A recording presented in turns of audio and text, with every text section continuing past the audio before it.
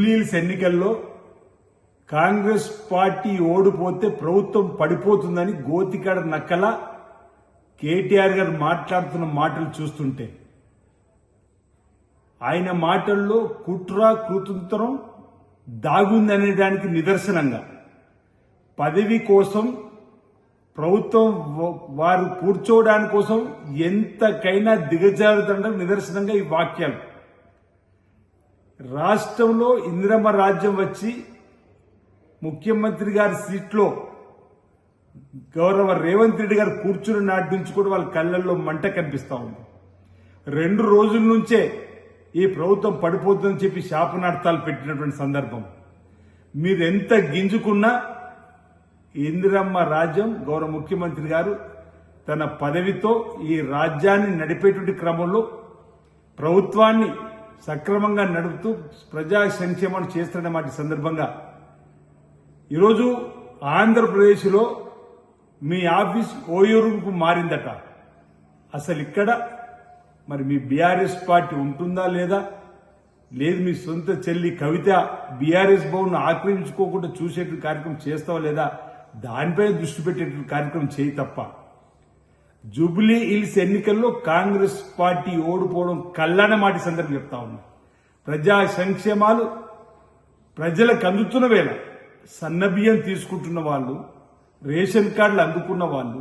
200 యూనిట్లు కరెంటు ఉచితంగా పొందినటువంటి వాళ్ళు ఈ రాష్ట్ర ప్రభుత్వానికి దీవెలిచ్చేటువంటి కార్యక్రమంలో, ఆశీర్వదించే కార్యక్రమంలో కాంగ్రెస్ పార్టీ అభ్యర్థిని గెలిపించాలని చెప్పిన ఆలోచనతో ముందుకు పోతా ఉంటే ఈరోజు కేటీఆర్ గారు మాత్రం ఆయన యొక్క అధికార దాహం కోసం ఈరోజు ఈ ప్రభుత్వాన్ని పడగొట్టాలని చెప్పని కుట్ర కుతంత్రంతో ముందుకు పోతున్నటువంటి మాటలు వారి వాక్యంలో కనిపించాలని చెప్పిన మాట సందర్భం చెప్తూ ఈరోజు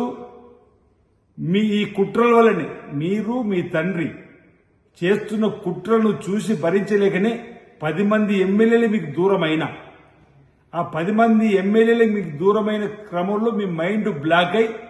ఏం మాట్లాడుతుందో తెలియని పరిస్థితుల్లో ఫ్రస్ట్రేషన్ లోనటువంటి మీరు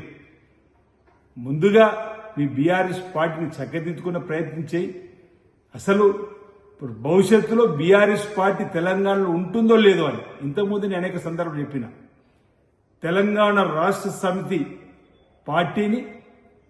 భారతీయ రాష్ట్ర సమితి పార్టీగా మార్చిన రోజు తెలంగాణ ప్రాంత ప్రజలతో పేగుబంధాన్ని తెంచుకున్నటువంటి మీరు మళ్ళీ ఈ సందర్భంగా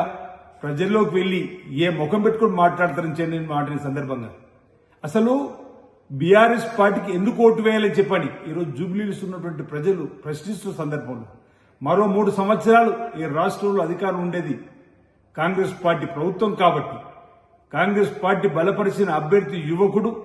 అతనిపైన నిందారోపణలు చేస్తారు. విద్యావంతుడు, ఆయన సామాజిక సేవతో ముందుకు పోతున్నటువంటి నవీన్ యాదవ్ గారిని ప్రజలందరూ కూడా ఆశ్రయించే క్రమంలో కూడా వ్యక్తిగతంగా అతనిపైన కూడా నిందారోపణలు చేసేటువంటి కార్యక్రమాలు చేయడం మానుకోవాల్సిందిగా ఈరోజు బీసీ బిడ్డ అయినటువంటి నవీన్ యాదవ్ గారు గెలవడం ఖాయం. తెలంగాణ రాష్ట్ర ప్రభుత్వాన్ని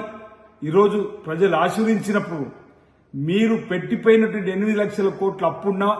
ఎన్ని సంక్షేమ కార్యక్రమాలు అమలు చేస్తున్నటువంటి ప్రభుత్వానికి అండగా నిలబడాలని, ఈ సంక్షేమాలు తీసుకుంటున్నటువంటి ప్రజలందరూ కూడా ఈ ప్రభుత్వానికి ఆశీర్వాదాలని చెప్పి చూస్తున్నటువంటి పరిస్థితిని తట్టుకోలేకనే మీ ఈ మాటలు తప్ప అధికార యావనే కనిపిస్తుంది మీ మాటలలో తప్ప మరొకటి కాదు. ముమ్మాడికి జూబ్లీహిల్స్ ఎన్నికల్లో ప్రజలు కాంగ్రెస్ పార్టీ అభ్యర్థిని గెలిపిస్తారని చెప్పినటువంటి విశ్వాసాన్ని సందర్భంగా తెలియజేస్తా ఉన్నాను.